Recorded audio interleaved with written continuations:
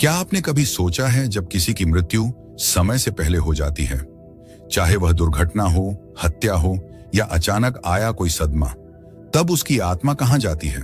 ऐसा क्यों होता है कि कुछ जगहों पर कदम रखते ही एक अजीब सी बेचैनी घेर लेती है, हवा में डर समा जाता है और मन किसी अनजानी ऊर्जा की मौजूदगी महसूस करता है।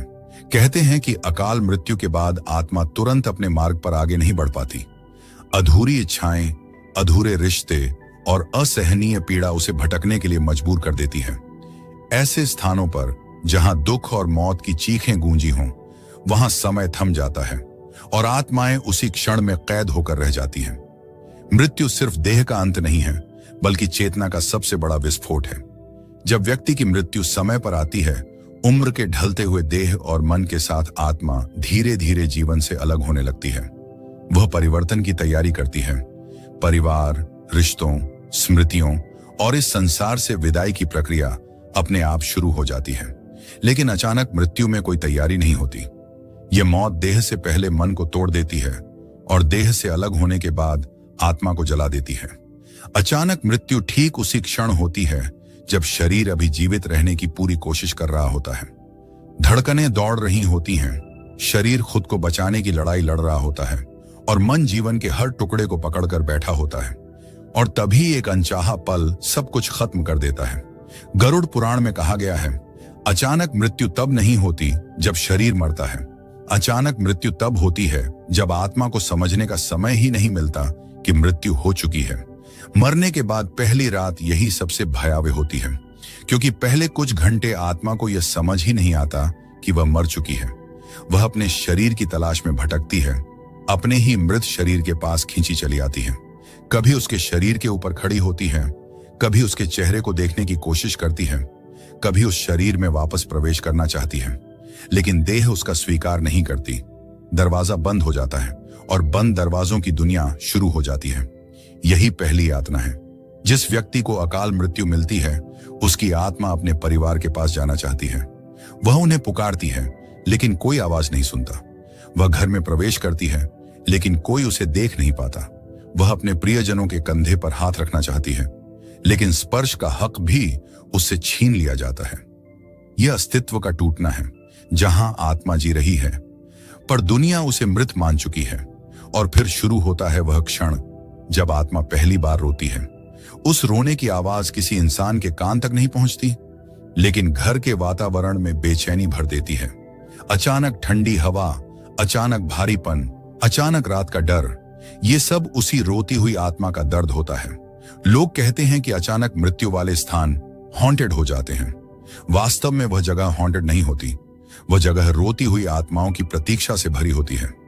दुर्घटना स्थल, जलाशय, अधूरे निर्माण वाले घर, पहाड़, पुल, पुराने पेड़, इन जगहों पर बेचैनी महसूस होना किसी रहस्य का संकेत नहीं, एक आत्मा की उलझन का सबूत होता है।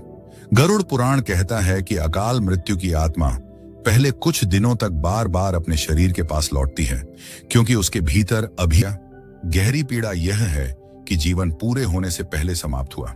अचानक मृत्यु के बाद आत्मा सबसे ज्यादा जिस बात से टूटती है, वह यह है कि उसके परिवार को भी उसकी मौत अचानक मिलती है। रोना, सदमा, चिल्लाना, चीख पुकार, इन सब का भार आत्मा के कानों तक पहुंचता है और आत्मा चाहकर भी किसी को सांत्वना नहीं दे पाती।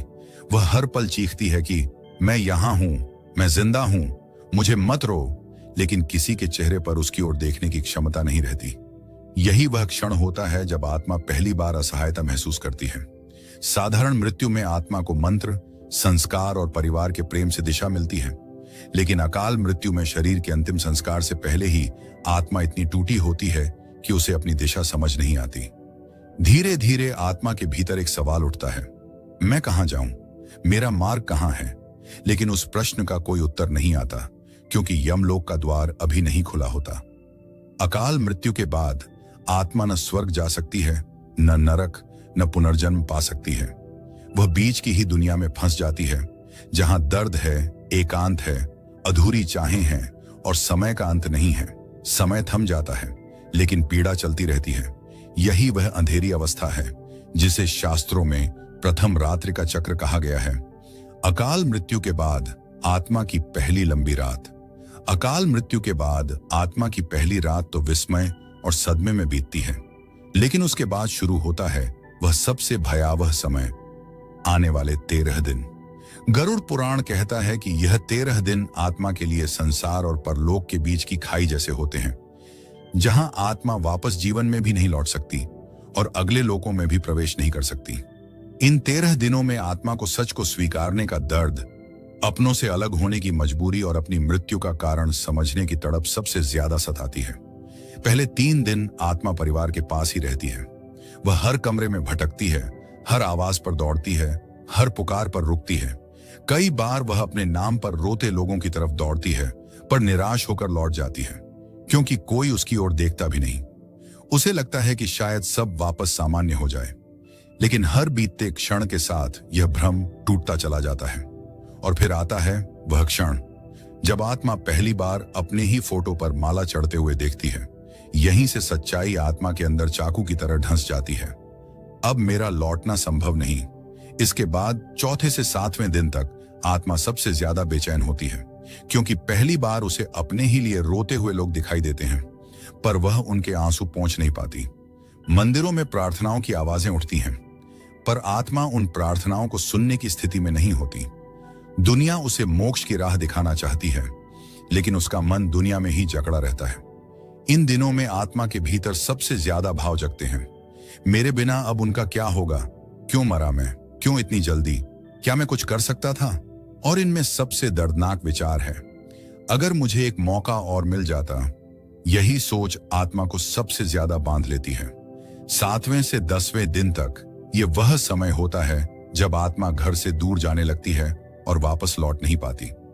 ये दिन आत्मा पर सबसे भारी इसलिए पड़ते हैं क्योंकि उसके सामने संसार के दरवाजे बंद होने लगते हैं। वह अपने परिवार को पुकारती है, बच्चों को, माता पिता को, भाई बहन को, प्रिय व्यक्ति को, दोस्तों को, लेकिन कोई सुनता नहीं। आत्मा महसूस करती है कि संसार उसे भूल नहीं रहा, लेकिन उसके बिना जीने की तैयारी कर रहा है। उसे यह एहसास भीतर तक तोड़ देता है कि जीवन चलता रहता है, भले ही वह खुद अब उसका हिस्सा नहीं। 10वें से 13वें दिन तक का समय सबसे निर्णायक होता है। आत्मा की बेचैनी अब चरम पर पहुंच जाती है। वह महसूस करती है कि अब वह इस दुनिया में टिक नहीं सकती, पर उसके पास जाने के लिए कोई राह भी नहीं। यह वही समय है जब आत्मा के आसपास अदृश्य शक्तियां सक्रिय होने लगती हैं। कुछ आत्माएं जो बहुत दयनीय स्थिति से गुजरी थीं या जिनका जीवन और भी अधूरा था, वे पास आने लगती हैं। वे आत्मा को अपनी ओर खींचने की कोशिश करती हैं, क्योंकि अकेली आत्मा